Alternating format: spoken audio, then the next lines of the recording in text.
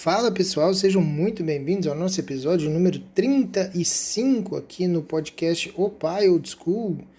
Meu nome é Rafael Henriques e hoje nós vamos falar sobre o melancólico.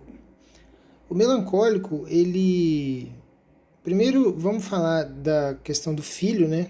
Um filho melancólico, como é que eu lidaria, os cuidados que eu tomaria. E depois a gente fala sobre o que o pai melancólico precisa ficar de olho, tomar cuidado, porque é um temperamento, assim, para fazer um disclaimer aqui logo de cara, né?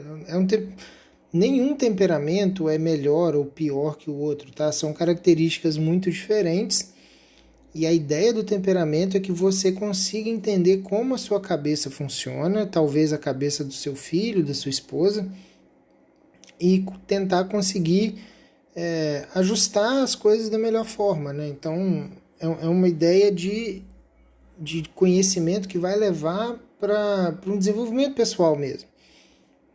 Então, você pode ter melancólicos bem treinados, né? Bem educados no sentido de autoeducação e de autoconhecimento e de desenvolvimento, que às vezes nem demonstram nada muito característico do melancólico. Ou o contrário, né? Pessoas que são melancólicos e que vão ser completamente insuportáveis, assim como em qualquer outro temperamento. Você vai ter gente insuportável de tudo quanto é jeito e gente muito legal de tudo quanto é jeito. Então, eu gostaria muito de fazer esse reforço aqui para a gente não entrar numa de então seria melhor se eu fosse tal temperamento, né? Isso é uma besteira, tá? Não cai nisso não. Não é para isso que serve essa classificação, não é para jogar as pessoas no embalaios de que aqui é melhor ou aqui é pior. Então vamos lá. Uma criança melancólica, ela precisa ser guiada com muito cuidado, porque ela tem uma tendência natural de se fechar, né? de se voltar para dentro. Vocês vão lembrar, o melancólico ele tem, né? Ele é a junção das duas extremidades, a extremidade fria com a extremidade seca. Então ele é representado pela terra, né? Dos 4 elementos ele é a terra.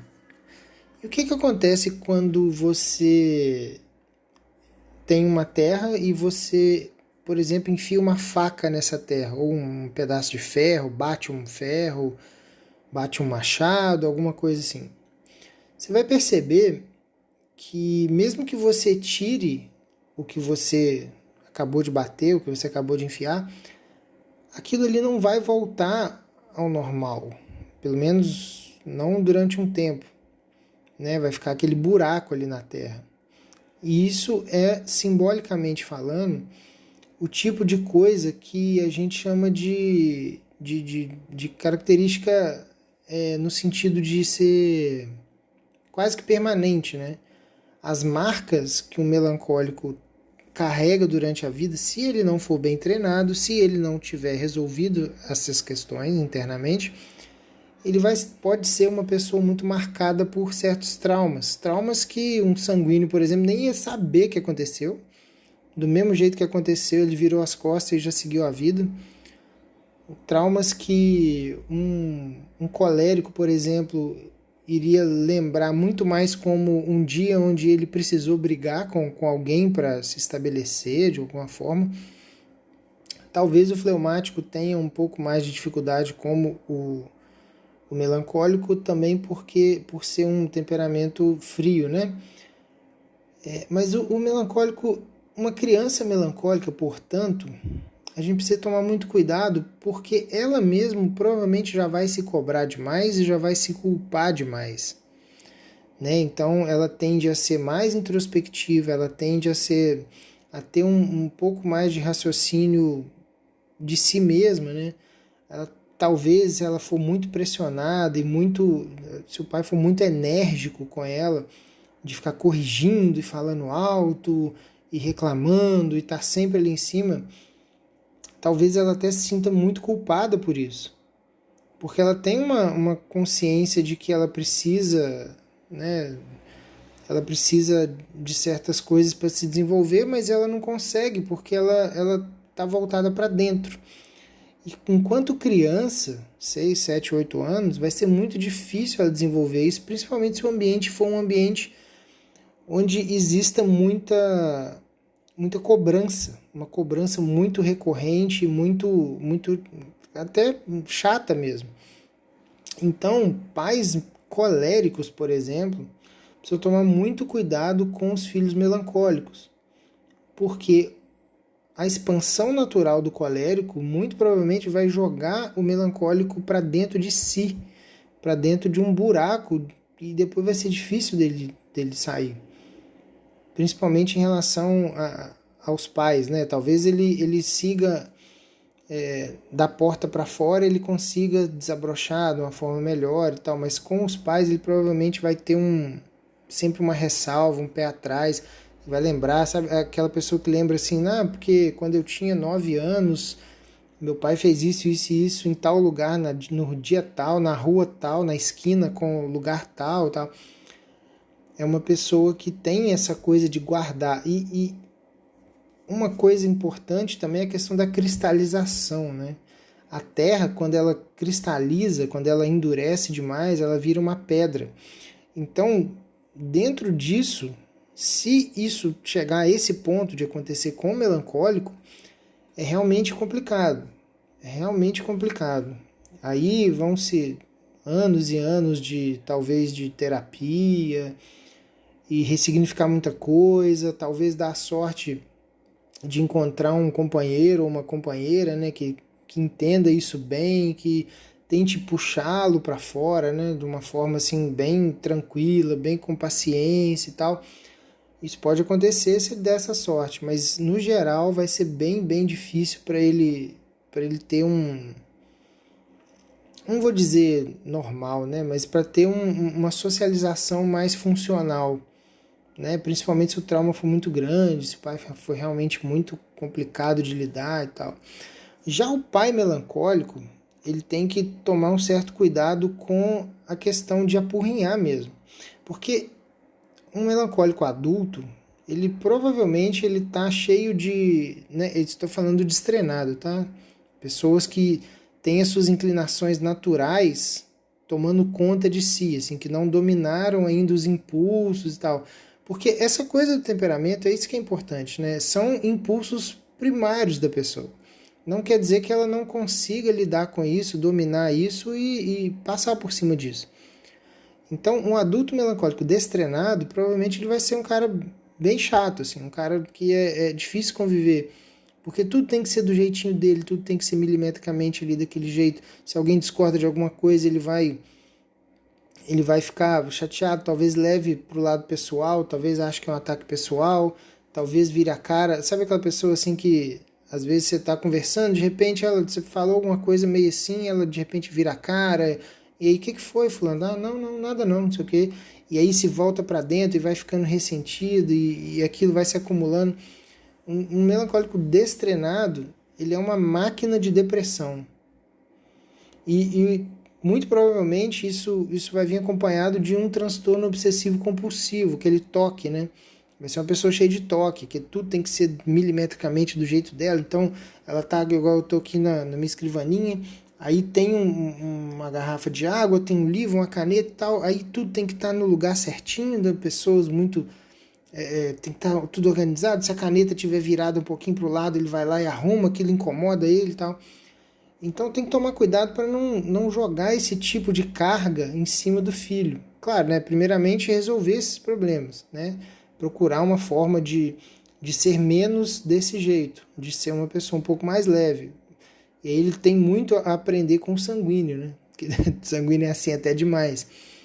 Mas é importante que ele consiga vencer essas inclinações naturais para tentar largar essa coisa de controle, controlar tudo, né? Controlar o ambiente, controlar as pessoas, controlar o que está acontecendo e parar de se frustrar cada vez que ele não consegue fazer isso.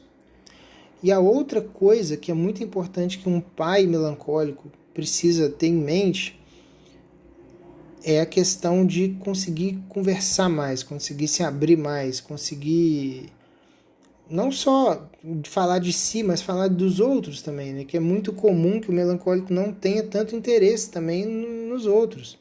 Porque se ele tem uma espécie de mania de controle, onde ele precisa das coisas do jeito dele, se ele abrir aquilo, abrir uma conversa, abrir um assunto para conversar com outras pessoas, ele vai ter uma tendência natural de se sentir ameaçado, né? Porque são opiniões diferentes e tal. Talvez ele tenha até um pouco de preguiça de ficar discutindo certas coisas, porque ele vai achar que não vai levar a nada, né? Que vai só precisar ficar batendo boca aleatoriamente com alguém que não vale a pena. Então, a coisa de ser voltado para dentro, se o filho for um filho que necessita um pouco mais de atenção, que tem essa necessidade de contato físico, por exemplo, de conversar sobre algumas coisas, aí vai chegando perto da adolescência, talvez ele procure um conselho ou outro, e aí o pai é fechado, o pai é complicado. Enfim, esse eu acho que é o grande problema do melancólico não treinado com o filho, né? Ele tentar conseguir superar isso, talvez pedindo a ajuda da esposa para que isso seja, né, aos poucos que isso vá acontecendo. Se for uma esposa compreensiva, amorosa, carinhosa, ela vai ter muita tranquilidade para fazer isso, porque é exatamente disso que o melancólico precisa. Ele precisa de acolhimento, ele precisa se sentir em casa no ambiente em volta para que ele se abra, né? Ele precisa sentir que ele não corre perigo ali. Ele precisa sentir que, de certa forma, aquele ordenamento que ele tem dentro do peito e dentro do cérebro dele não está em perigo. Se ele se sentir ameaçado, ele vai se voltar para dentro, como se fosse Agora eu esqueci o nome do bicho, aquele bicho que faz ostra, né? Aquele bicho que fecha assim, pá. Eu não vou lembrar, mas vocês entenderam. Então é isso. Eu queria até deixar Eu sei que é meio bobo, assim, não é nada super intelectualzão e tal. Mas tem uma música que esses dias até eu tava relembrando, porque é uma banda que eu ouço já há muito tempo, inclusive os discos mais antigos são ótimos, os mais novos eu não gostei tanto, que se chama Hailstorm. Se escreve Halestorm, Hailstorm. A música se chama In Your Room, né, no seu quarto. É uma música que eu nunca tirei isso da cabeça, eu não sei, nunca vi entrevista da compositora, é uma moça que canta. Eu nunca vi entrevista dela falando sobre essa música especificamente, mas é uma música que ela é feita exatamente de uma mulher que está falando com o namorado, né, aparentemente namorado, porque, né, fica claro que eles estão em casas separadas. Um namorado melancólico que provavelmente passou por alguma coisa traumática. Ela cita na letra de supetão assim, alguma coisa sobre o pai, uma carta que ele não abriu do pai. Mas é uma tentativa de uma namorada lidando com um melancólico e tentando fazer ele sair, sabe? Tentando fazer ele desabrochar um pouco mais. E nessa pegada, né, de carinho, de ouvir, de ter atenção e tal. Então, se vocês quiserem ouvir, eu tô falando de uma vez, não é nada muito importante do sentido assim intelectual, de literatura, não é nada disso. Mas eu sempre achei que aquela música era de uma pessoa falando direto com um melancólico que passou por um trauma importante e que não conseguiu lidar com ele. Então, se vocês quiserem ouvir depois, fica aí de curiosidade. Tá? Então, por hoje é isso. Muito obrigado e até a próxima.